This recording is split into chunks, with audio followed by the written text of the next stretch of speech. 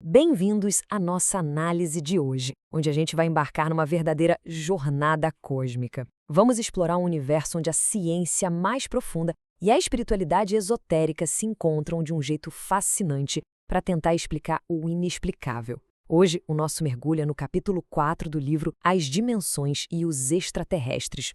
O tom da nossa conversa vai ser de pura reflexão, porque a gente vai desvendar como a própria engrenagem do cosmos foi perfeitamente desenhada para garantir a evolução da alma. E logo de cara, a gente precisa lançar aquela grande questão existencial. Afinal, qual é o propósito final da nossa existência? E como o universo facilita a evolução do espírito? É uma pergunta gigante, né? Mas vamos mergulhar fundo nisso, porque a gente não está falando de acasos da biologia ou divagações filosóficas soltas, mas sim de um sistema milimetricamente orquestrado. Para responder isso, a gente vai ter que olhar tanto para a imensidão das galáxias quanto para as menores partículas imagináveis. Entrando na nossa primeira etapa, a dança dos átomos, a verdadeira base da matéria. Para entender a grandiosidade da evolução espiritual e todo esse mecanismo que move as almas, o primeiro passo é, por incrível que pareça, olhar para o nível mais micro que existe. E aí entra um conceito super importante, o âniton. Segundo o nosso material de estudo, o âniton é a partícula fundamental de absolutamente toda a matéria e energia. Esquece aquele átomo tradicional da aula de química, a gente está falando de algo milhões de vezes menor. O lance aqui é perceber que toda a matéria, por mais dura e sólida que pareça, é pura e simplesmente energia condensada. E como funciona essa condensação atômica? Pensa numa analogia bem do nosso dia a dia. O gelo, a água líquida e o vapor. É tudo a mesma substância, certo? O que muda é como as moléculas estão espremidas ali. Com os ânitons, a lógica é idêntica. Quando eles se condensam e ficam bem juntinhos, criam a matéria pesada, palpável. Quando eles se separam, se descondensam, a matéria se expande, fica mais sutil e acaba formando realidades e dimensões totalmente diferentes. E isso nos leva à segunda parte da nossa análise, o desdobramento das dimensões, que é basicamente o palco do universo.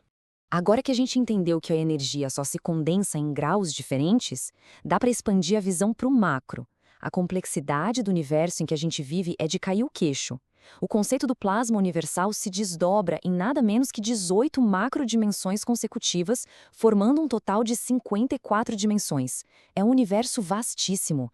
E o mais doido é que cada nível dimensional coexiste interpenetrando a nossa realidade imediata o tempo todo, de forma invisível, mas super constante.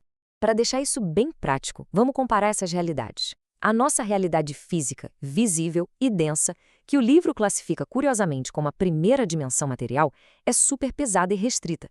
Já a segunda e a terceira dimensões são formadas por aqueles átomos descondensados que a gente falou. Elas vibram a uma frequência muito mais alta e abrigam energias e campos magnéticos sutis que ficam circulando o nosso mundo físico. Dá até um espanto perceber o quanto os nossos 5 sentidos físicos são limitados, né?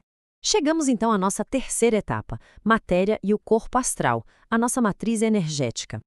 Aí você deve se perguntar, mas como a gente interage com todas essas dimensões de forma consciente?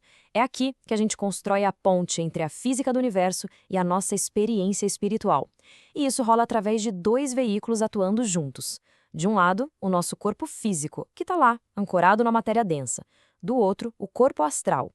O texto descreve o corpo astral como uma cópia exata, uma matriz energética do corpo físico, operando exatamente ali na fronteira entre o espírito eterno e a matéria pesada. E essa mecânica é simplesmente espetacular. Imagina um átomo puramente físico, isolado. Ele é só matéria inanimada. A mágica da existência acontece no momento em que uma ligação astral conecta o espírito a essa porção de matéria física. É isso que dá vida, que torna a matéria animada. Sem essa ligação sutil, sem essa faísca do átomo astral, a matéria física fica ali completamente inerte. E entender isso explica os grandes ciclos inevitáveis que todos nós passamos. A gente tem a encarnação, que é quando a nossa parte astral âncora na matéria, criando o apego e experimentando todas as limitações de ter um corpo. E do outro lado, a desencarnação, que é o inevitável desapego, a hora em que o corpo astral finalmente se solta da densidade. É justamente essa repetição mecânica de entrar e sair desse mergulho da matéria que dá a atração e o combustível para o nosso próximo assunto. Entrando agora no ponto central do nosso estudo, os mecanismos da evolução, a verdadeira trajetória da alma. Aqui a gente chega no coração de tudo.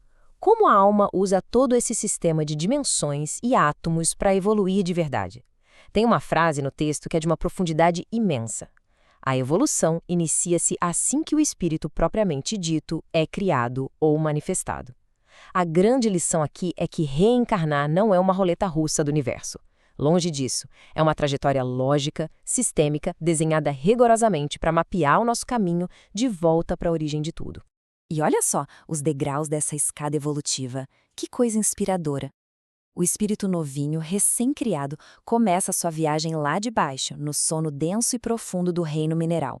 Aí ele sobe para o reino vegetal, depois para o animal, onde os instintos começam a aflorar, até chegar no reino hominal, a nossa morada da razão e do livre-arbítrio. Mas o projeto não para por aí, não. A escada exige que a consciência avance para níveis planetários e, mais para frente, galácticos. É um roteiro de crescimento alucinante. A verdadeira genialidade por trás desse sistema inteiro é que passar por todos esses reinos funciona, literalmente, como um filtro gigante para a alma. O universo obriga o espírito a encarnar nas mais diversas condições materiais, enfrentando todo tipo de cenário exatamente para que ele possa ser lapidado. É o que a gente pode chamar de purificação do astral. O espírito começa com uma densidade extrema na matéria inanimada, e aí, passando pelos atritos, pelos dramas e pelos desafios enormes da vida física, especialmente aqui na nossa fase humana, rola uma filtragem poderosíssima. O sofrimento e a superação acabam depurando o corpo astral, fazendo com que ele perca aquele peso todo, aquela densidade, ficando cada vez mais leve e sutil a cada ciclo que passa. O que nos traz à nossa última etapa? Rumo à consciência cósmica, o nosso destino final. Todo esse aprendizado gigante e toda essa engenharia das galáxias tem um propósito unificador maravilhoso. O texto entrega uma constatação muito bonita. O espírito tende a retornar à consciência cósmica. Isso deixa claro que a física quântica, as dezenas de dimensões, a gravidade e as várias vidas são, no fundo, ferramentas de ensino. O universo montou essa baita sala de aula com uma única intenção: garantir que o espírito ganhe total consciência de si mesmo e, leve, livre de toda a densidade, retorne triunfante à fonte que o criou. Para fechar a nossa imersão fantástica de hoje, eu deixo uma pergunta no ar para a gente refletir com calma. Nessa escada infinita que vai do silêncio de uma pedra até a consciência brilhante de uma galáxia, qual fase dessa evolução cósmica está se desdobrando exatamente agora, aí no interior de cada um de nós? É um lembrete contínuo de que essa grandiosa dança do universo não está só lá fora. Ela acontece incessantemente dentro da gente. Um grande abraço e fiquem com essa reflexão.